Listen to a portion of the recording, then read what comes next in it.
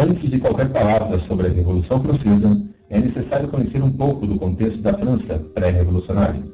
Antes de 1789, havia um grande descontentamento com o antigo regime.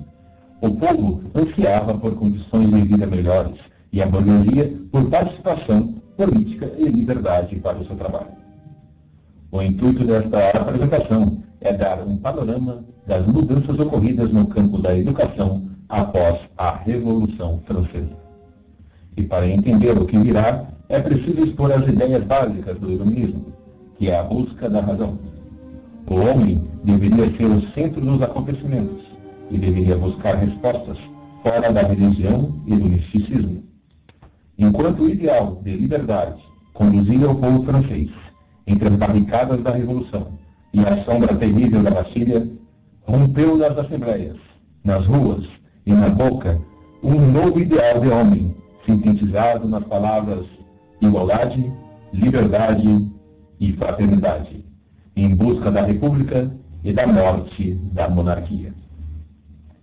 Dentro desse ideal, o primeiro ato significativo para o homem veio a ser a educação, através da Declaração dos Direitos do Homem e do Cidadão de 1789, que introduziu o conceito de todos serem iguais, independente de sexo, religião, raça, nascimento ou situação social, a qual foi reafirmada com a Declaração de Direitos, ou Declaração Jacobina, de 1793, que em seu artigo 22 introduziu o acesso à educação para todos.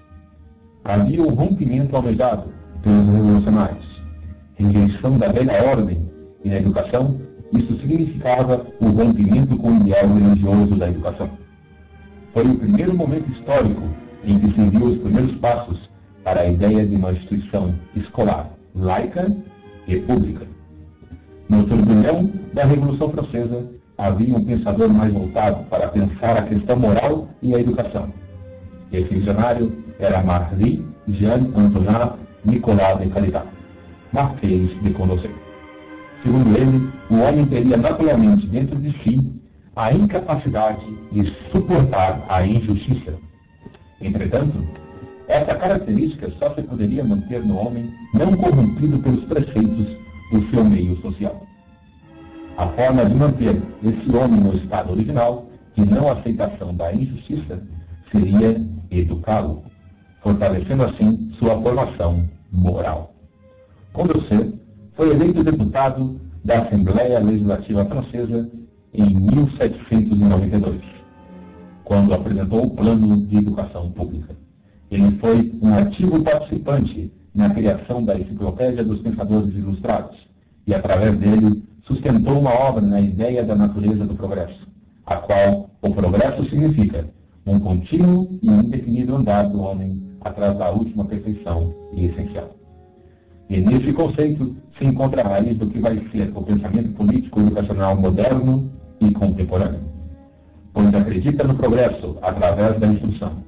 Isso que, de acordo com essas ideias, todo povo, com uma insuficiente preparação cultural, passaria da liberdade ao despotismo, ou à anarquia. E assim, ao contrário do pensamento elitista de Jean-Jacques Rousseau e Voltaire, promove a educação popular e pública para todos, e a incentiva através da ideia da multiplicação de escolas em regiões rurais da França, e não apenas nos centros urbanos. Pois somente estendendo o império da razão sobre os acontecimentos públicos, levaria ao avanço verdadeiro da Revolução. Condorcet combinou a sua obra mais conhecida, que vinha a ser o projeto de um retrato histórico do progresso do espírito humano, e nessas páginas descreve a trajetória do ser humano, desde a etapa mais primitiva até a sua constituição como homem social, e sua busca pelo conhecimento, virtude e felicidade. Condorcet, entretanto, não conseguiu aplicar suas ideias na educação na integralidade. Perseguido pelo regime do terror, foi morto em 1792. Ironicamente, é a partir da morte de Condorcet que se pode começar a ver algumas mudanças mais efetivas na educação. A primeira é a maior atenção que passa a ser dada à formação de professores. Foi criada uma escola normal em Paris, a Supernormale, com um currículo que incluía a moralidade republicana e a técnica de ensino de leitura, escrita, aritmética e história francesa. Foi nesse período que se estabeleceu a ideia de uma escola pública secundária para cada 300.000 pessoas.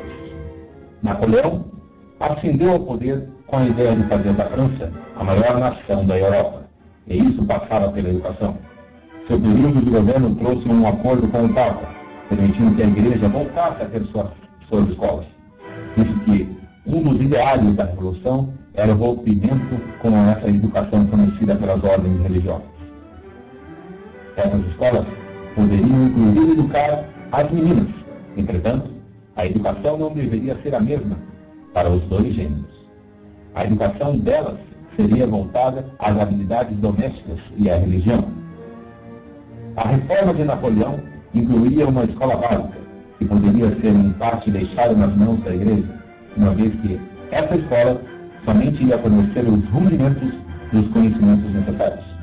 Havia também uma escola secundária, que formaria os futuros líderes da nação, assim como os membros da burocracia e os militares.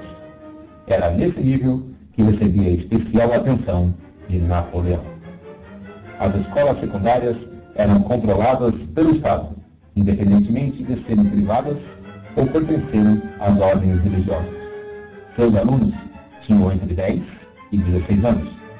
Com a criação dos liceus, com uma estrutura muito mais robusta em termos de organização e formação de professores, Napoleão foi de encontro ao desejo de uma classe média em plena expansão, contente por ver seu papel na sociedade crescente e, consequentemente, não revolucionário.